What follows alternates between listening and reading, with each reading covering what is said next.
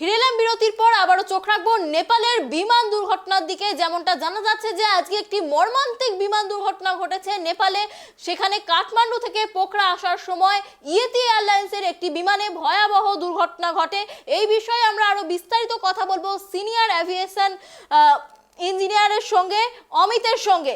অমিত, যেমনটা জানা যাচ্ছে যে আজ ভয়াবহ একটি দুর্ঘটনা ঘটেছে নেপালের পোখরাতে। কি মনে করছো যে কি কারণে এই বিমান দুর্ঘটনাগুলো ঘটে? নমস্কার। যত সম্ভব, যতটা আমি নিউজ থেকে দেখছি এবং মানে যতটা আমার অভিজ্ঞতা থেকে বলতে পারি যে এটা মেনলি বিকজ অফ ওয়েদার, মানে ফার্স্ট রিজন হতে পারে ওরা, কারণ সেই সময়ে সেখানকার ওয়েদার মানে নট সুইটেবল ফর ল্যান্ডিং ছিল। প্লাস আরো কিছু সূত্র থেকে জানা যাচ্ছে যে ল্যান্ডিং এর ঠিক আগে আগে স্মোক দেখা গেছে ইঞ্জিন থেকে। তো সেক্ষেত্রে মেবি ইঞ্জিনে আগুন লাগতে পারে, সেই থেকে হয়তো এমার্জেন্সি ল্যান্ডিং করতে গিয়ে প্লেনটি দুর্ঘটনাগ্রস্ত হয়েছে। এই ঘটনায় কি কারোর বেঁচে থাকতে পারে কেউ, কি মনে করছো?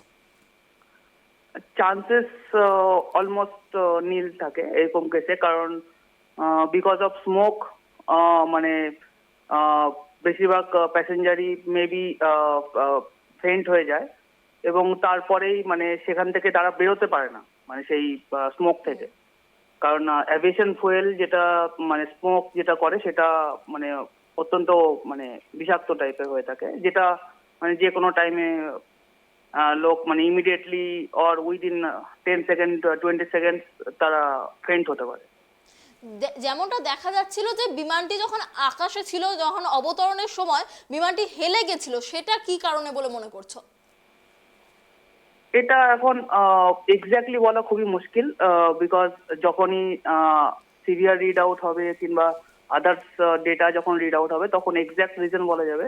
কিন্তু মোস্ট প্রবাবলি মেবি ইঞ্জিন শাট, যখন ফায়ার অ্যালার্ম, যদি সত্যি সত্যি ফায়ার অ্যালার্ম বেজে থাকে সেক্ষেত্রে পাইলট সেই টাইমে এমার্জেন্সি ল্যান্ডিং এর জন্য মেবি ইঞ্জিন শাটডাউন করতে পারে, কিংবা কোনো এয়ার পকেট, ওই এরিয়াতে যদি কোনো এয়ার পকেট কিংবা কোনো টার্বুলেন্সের জন্য মানে এই জিনিসটা হয়ে থাকতে পারে।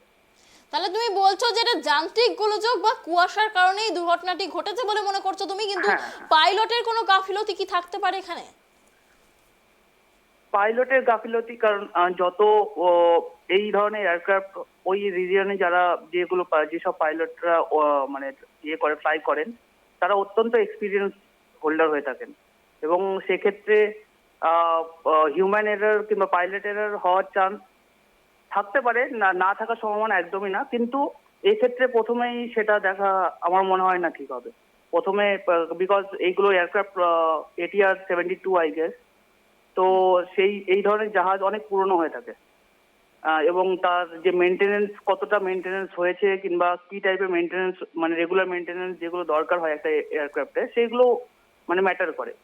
তো সেক্ষেত্রে প্রথমে পাইলটের দিকটা আমি ওইভাবে বলতে পারবো না, বিকজ প্রথম তো এই রিজিয়ন কিংবা নেপালের এই এয়ারপোর্টের আশপাশে এই ঘটনা এর আগেও মানে বেশ কয়েকবার হয়েছে লাস্ট কিছু বছরে।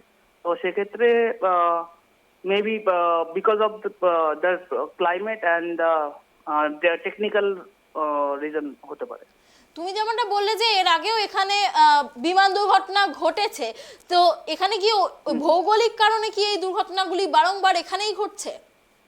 হ্যাঁ হ্যাঁ, বিকজ এই এয়ারপোর্টের এখানকার এয়ারপোর্টগুলোর রানওয়ে ছোট হয়ে থাকে এবং দুর্গম পাহাড়ের মাঝামাঝি জায়গায় এগুলো তো হয় এবং ছোট রানওয়ের জন্য এখানে কোনো বড় এয়ারক্রাফট মানে বেশিরভাগ ল্যান্ড করে না, ছোট এয়ারক্রাফট যেগুলো থাকে সেগুলোই ল্যান্ডিং এর মানে এগুলো থাকে। তো সেক্ষেত্রে মানে যে পাইলট এফিসিয়েন্সি দরকার হয় এবং যে ট্রেন্ড পাইলটরাই এখানে, নতুন কোনো পাইলটরা আমার যতটা জানা আছে তাতে নতুন কোনো পাইলটরা এখানে ফ্লাই করেন, যারা এখানে মানে কন্টিনিউয়াস ফ্লাই করছে এবং পার্টিকুলার টাইপ অফ পাইলটই এখানে, এক্সপিরিয়েন্স পাইলটরাই এখানে ফ্লাই করায়। তুমি যে সমস্যাগুলো বললে, যে ছোট রানওয়ে বা যে সমস্যাগুলো বললে, এগুলি কি কোনোভাবে সমাধান করা সম্ভব?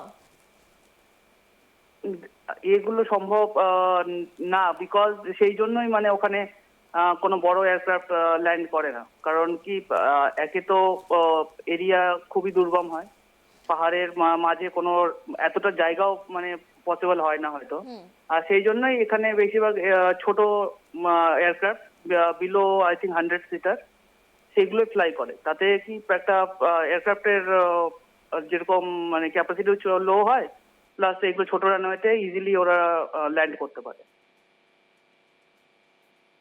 সঙ্গে থাকার জন্য যেমনটা জানালেন যে ছোট রানওয়ে থাকার কারণে পাহাড়ি দুর্গম অঞ্চলের কারণে কিন্তু এই নেপালের পোখরায় বারংবার বিমান দুর্ঘটনা ঘটছে এবং এই এলাকাগুলি অত্যন্ত একটি জটিল পরিস্থিতির মধ্য দিয়ে এখানে বিমান চালাতে হয়। সেই কারণে কিন্তু এখানে পাহাড় এলাকা বলে এখানে কুয়াশার ভাগও বেশি থাকে, সেই কারণে কিন্তু এখানে বারংবার বিমান দুর্ঘটনা ঘটছে। আমরা শুনলাম অমিতের কথা। আপনাদের আবারও একবার জানিয়ে রাখি যে ভয়াবহ বিমান দুর্ঘটনা ঘটে গেল নেপালে। সে দেশের পোখরাতে আজ রবিবার সকালে ভেঙে পড়ে যাত্রীবাহী একটি বিমান। ইয়েতি এয়ারলাইন্সের 72টি আসনের ওই বিমান ভেঙে পড়ে নেপালের পোখরাতে। কাঠমান্ডু থেকে পোখরা আসছিল বিমানটি, সেই সময় পাহাড়ে ধাক্কা লেগে বিমানটি খাদে পড়ে যায় এবং তারপরেই বিমানটিতে আগুন ধরে যায়। বিমানটি প্রায় নিশ্চিহ্ন হয়ে গেছে, কারোর বাঁচার আশঙ্কা নেই বলেই মনে করা হচ্ছে। এখনো পর্যন্ত যে 40 জনের দেহ উদ্ধার করা হয়েছে তারা প্রত্যেকেই মৃত বলে জানানো যাচ্ছে। নেপালের প্রধানমন্ত্রী এই ঘটনায় শোক প্রকাশ করেছেন ভারতের বিমান মন্ত্রীও।